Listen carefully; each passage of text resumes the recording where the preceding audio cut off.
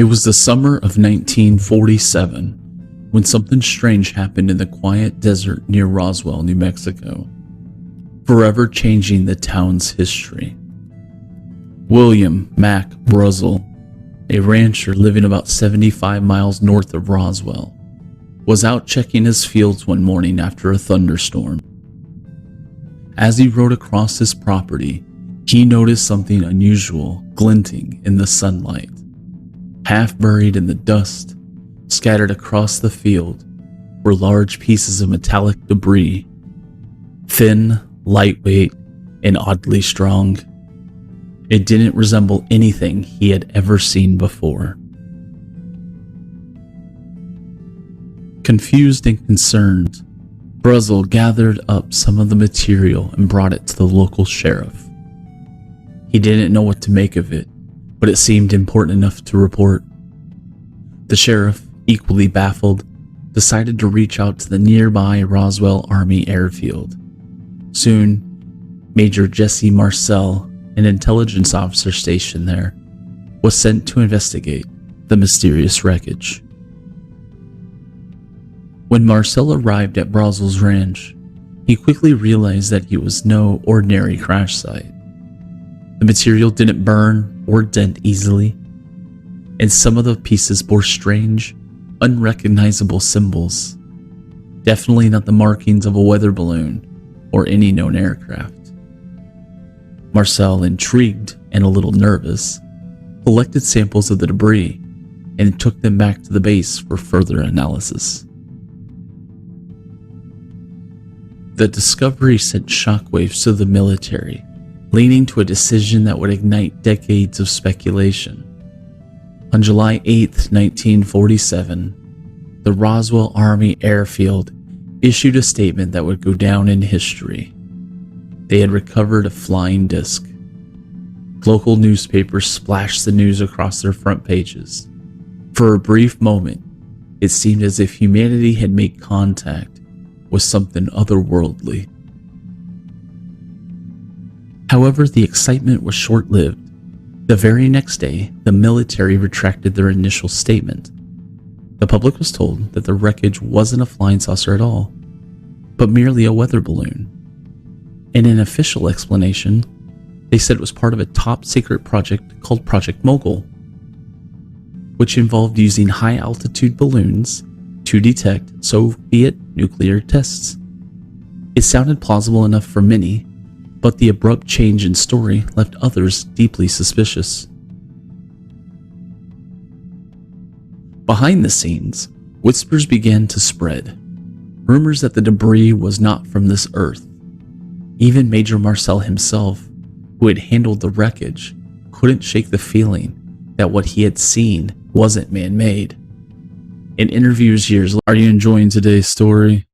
Smash that subscribe button so you never miss another spine-chilling tale.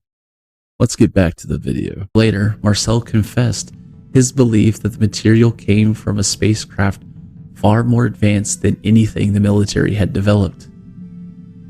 He described how pieces of the debris were incredibly light, yet nearly impossible to bend or destroy, unlike anything available in the 1940s. The story didn't end with the wreckage. Some who claimed to have been close to the incident spoke of alien bodies alongside the debris. Small humanoid figures with large almond-shaped eyes. These beings, they said, were whisked away by the military and taken to Wright-Patterson Air Force Base in Ohio, where their existence would be hidden from public eye for decades. For years, the official explanation remained. It was simply a weather balloon. But in the late 1970s, the Roswell incident resurfaced as UFO researchers began digging into the details. Eyewitnesses came forward, and new interviews with military personnel painted a different story. There were claims that the government had staged an elaborate cover-up to prevent the public from knowing about the crash of an extraterrestrial spacecraft. By the 1990s, public pressure on the government reached a peak. People demanded answers.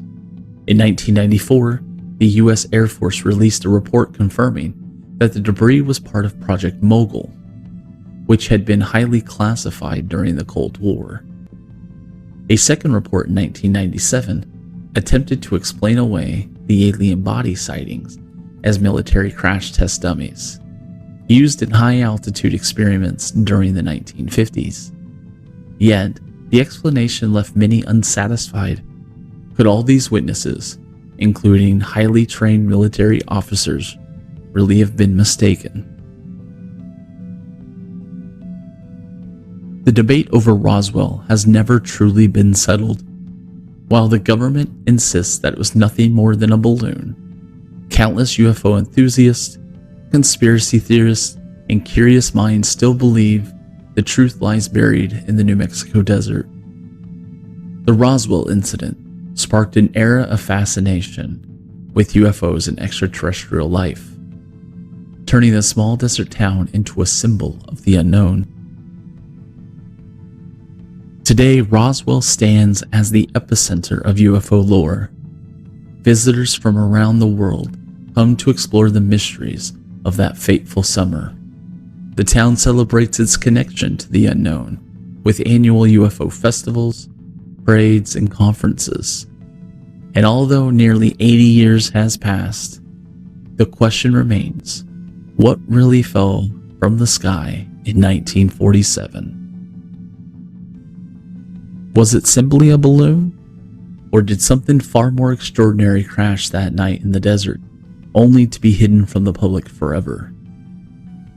For some, the truth about the Roswell incident still lies just beyond reach, like a flicker of light in the night sky, an unsolved mystery waiting to be uncovered. Thank you for watching.